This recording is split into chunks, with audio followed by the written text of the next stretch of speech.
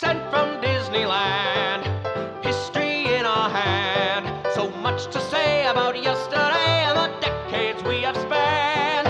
Postcards from the park, this journey will embark. See what has changed and what remains on Sent from Disneyland.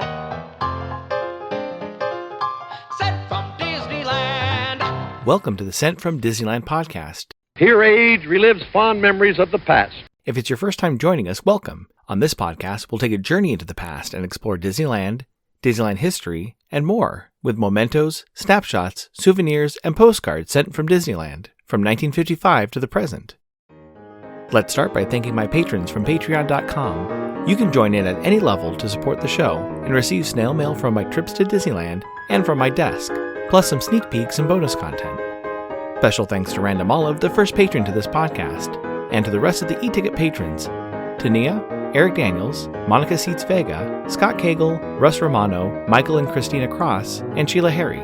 C-ticket patrons Serious Inquiries Only, Debbie Weinstein, Jennifer Schneep, Angela Reynolds, Grace Coate, Patty Wolin, and Ben and Noel Bruning. B-ticket patron Joshua Bell, and to the A-ticket patrons Elise Sharp, Zealot Infinity, Alexis Robles, Angel DeBlock, and the Beyond the Railroad podcast.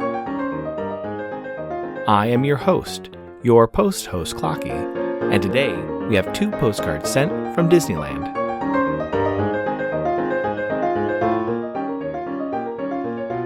The front of our first postcard has monorail blue racing along Harbor Boulevard, and the back you can see part of the Matterhorn and the top of the Viewliner rocket ship.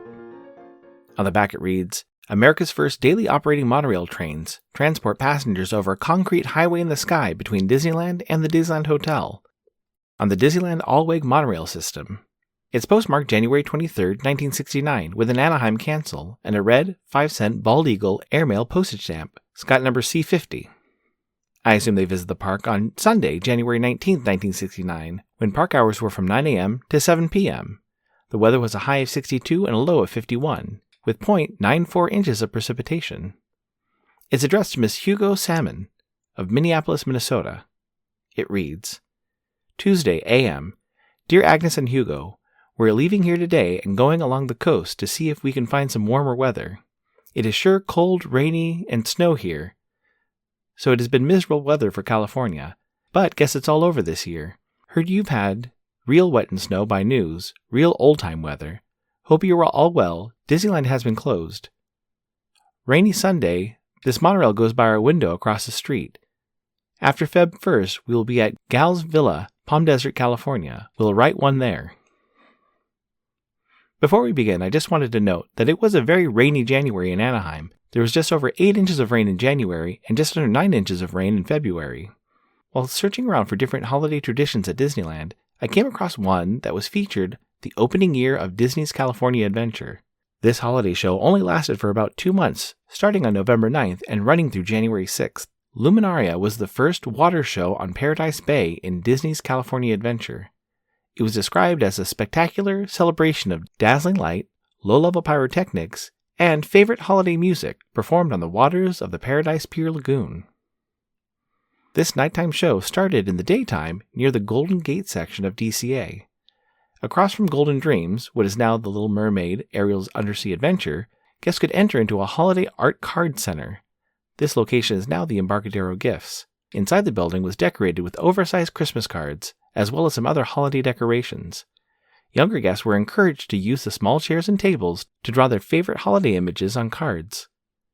These images would later be used in the show. Looking through some of the images on Yesterland, it's amazing to see how large that building was before they added the shops. There are multiple seating areas for guests to draw on their cards, plus a central location for a cast member to collect the cards, which was a rounded desk with 2 oversized holiday bags on each side. In preparation for the show, 7 pontoon boats shaped like holiday gifts would head into the center of the lagoon in front of the sun wheel, pointing out in all directions. In the middle was an additional boat with different equipment. Add some flair to your mail by checking out stamps at Enfield Post. You can explore different stamp options on our Etsy site, grab some great deals by following the EP Sunday Sales on Instagram, or create something special and have her design a stamp array for your invitation or celebration. You can head over to EnfieldPost.com and explore all the different vintage postage stamps you can use on your next card or letter. That's ENFIELDPOST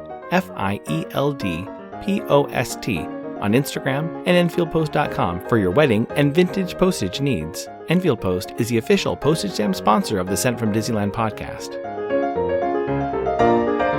The front of our next postcard has Sleeping Beauty Castle. You can see guests walking in and out of Fantasyland.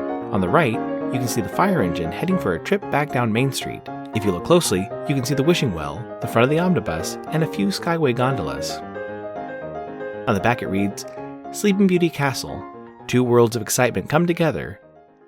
Chugging horseless carriages take you on a nostalgic journey down Main Street, USA. Ahead is Sleeping Beauty Castle, gateway to Fantasyland, home of Snow White, Peter Pan, and many other famous Disney characters. It's postmarked December 1st, 1970, with an Anaheim cancel and a 6-cent Franklin D. Roosevelt postage stamp, Scott number 1284. I assume they visited the park on Saturday, November 28th, 1970, when park hours were from 9 a.m. to midnight. The weather was a high of 72 and a low of 52. It's addressed to Mrs. K. and R. Clark of Burton, Ohio.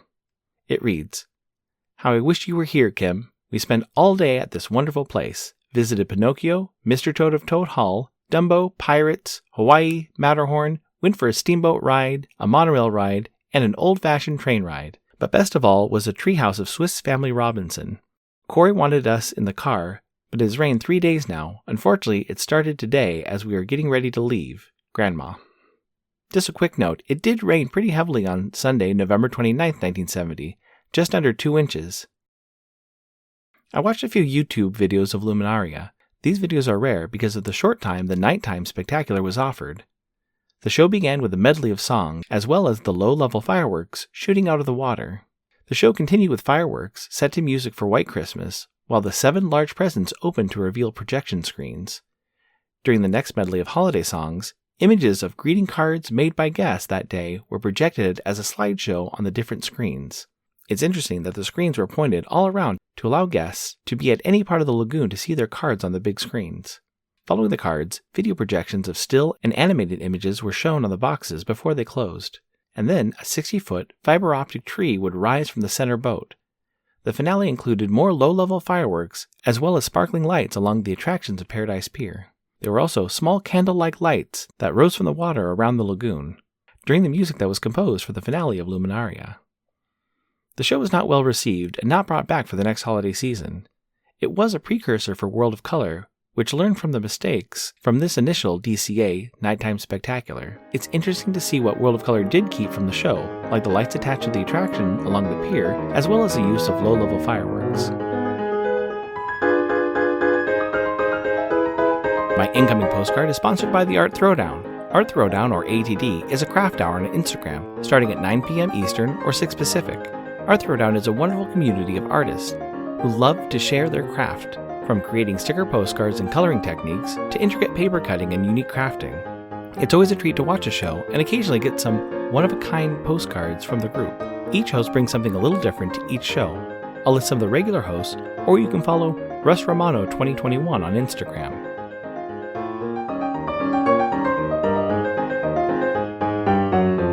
Front of my incoming holiday card has a little toy parade with a toy soldier riding a rocking horse and blowing a bugle. Attached is a wagon with an angel, a clown, a teddy bear, and a doll, as well as some packages, while 2 dogs, a duck, and a doll watch. It's postmarked November 30th, 2024, with a Santa Clarita cancel and a Puppy Love Forever postage stamp, Scott number 5746. It reads, Hi Clocky, here's an advent calendar for you from Solvang. It came from a year-round Christmas store. I hope you're having a great day. See you soon, Angela. Thank you so much for the greeting card, Angela. This unique card caught me off guard when I first opened it. I noticed how thick the front part of the card was, not realizing that there were 24 little boxes numbered along the front. Since today is already the 7th, I was able to open up a few of the little doors, and each one has a fun, holiday or wintertime image. It'll be fun to go through and see what's behind each little door.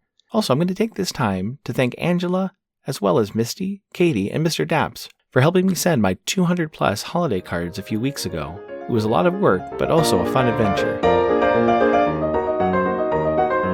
Thanks for listening to Sent from Disneyland. If you enjoyed this podcast, please subscribe and tell your friends. It would also help to leave a 5-star rating and comment on whatever podcast platform you use. If you'd like to support the show financially, please check out our Patreon page at patreon.com/sentfromdisneyland. You can find me on Instagram and TikTok at sentfromdisneyland or my website, sentfromdisneyland.com. For questions and comments, send me a postcard addressed to Sent from Disneyland, P.O. Box 44, Hood, California, 95639. This podcast is not affiliated with Disney, the United States Postal Service, or any post office or Disney-related properties. Opinions expressed on this podcast belong to the host and guests of the Sent from Disneyland podcast. This podcast is produced and edited by Clocky McDowell, website designed by Misty McDowell, theme song was written and performed by Noah Sunday Lefkowitz. Take it away, Noah.